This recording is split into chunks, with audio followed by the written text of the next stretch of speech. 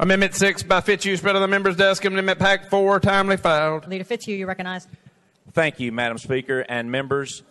Amendment 6 adds a provision to the bill's definition of medical emergency. There is a medical emergency exception in this bill for the 48-hour waiting period, and all this amendment does is add mental health.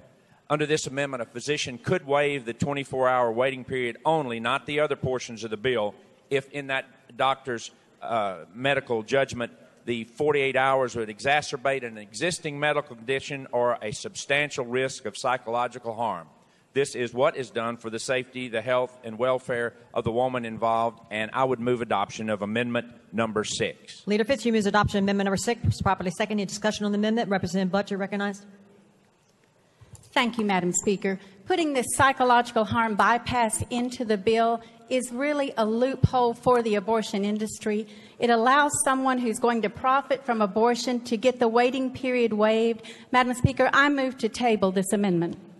Proper motion, properly second. The parliamentary situation is that Representative Fitzhugh has moved the adoption of Amendment number 6. Representative Butt has moved that motion to the table. That cuts off all the debate except for that of the sponsor. Representative Fitzhugh, you are recognized. Thank you, Madam Speaker. I think this is certainly a reasonable addition to this bill. It is not anything about profiting from abortion, which should never happen, but it is about giving the physician in his or her good faith medical judgment the ability to protect a woman's safety, health, and welfare. We know mental health issues are just even more serious sometimes than physical health issues. So this adds to this, takes nothing away, and I would urge you, ladies and gentlemen, to consider the facts on this amendment. Read it. It's not long. It's simple. It is clear. And add this provision to the provisions of this bill. I urge you to vote against the tabling motion on Amendment 6. The parliamentary situation is that Representative Fitzhugh has moved the adoption of Amendment number 6. Representative Butt has moved that motion to the table. We're voting on the tabling motion. All those in favor vote aye when the bell rings. Those opposed vote no. As a member voted, does any member wish to change their vote? Mr. Clerk, take the vote.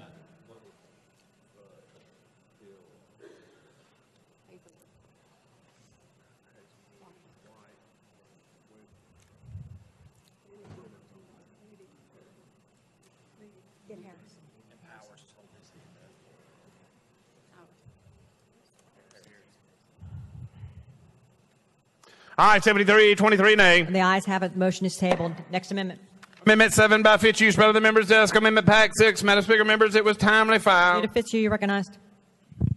Thank you, Madam Speaker, members. This Amendment 7 is another amendment that adds a provision to this bill which opts women out of the requirements contained in the legislation if that woman's pregnancy is a result of rape or incest.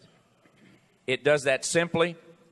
Women who have survived this condition have already been victimized by their attacker, and it would do much to take care of the safety, health, and welfare of women in this situation. This amendment merely adds the provision if the pregnancy is a result of rape or incest, the bill does not apply. I move adoption of Amendment 7. Representative Fitzhugh moves adoption of Amendment number 7. Properly seconded. Discussion on the amendment. Representative Butts, you're recognized. Thank you, Madam Speaker. This amendment appears political because we understand that in most instances this is not verifiable. Let's make sure that these women have the information and understanding to act. Madam Speaker, I move this amendment to the table. Proper motion, properly second. The parliamentary situation is Representative Fitzhugh has moved the adoption of Amendment number 7. Representative Butt has moved that motion to the table. That cuts off all debate except for that of the sponsor. Representative Fitzhugh, you are recognized. Thank you, Madam Speaker. I respectfully take exception to the fact that this may be political. Ladies and gentlemen, I just don't think women take something like rape or incest lightly, and I can't imagine any person would take advantage of that type of situation.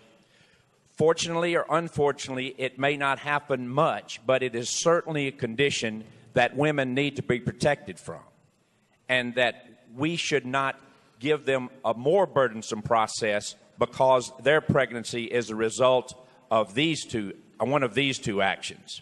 It is a simple amendment.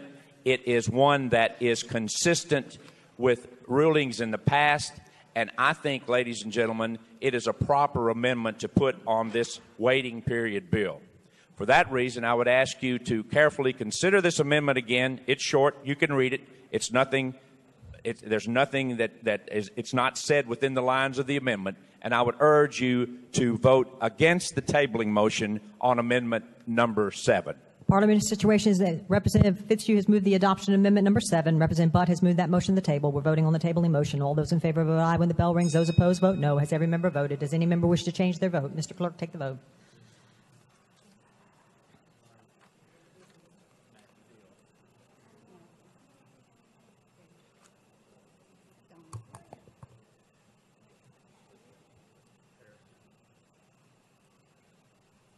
Aye, 70, 24 nay, 2 present, not voting. The ayes have it. The motion is tabled. Next amendment.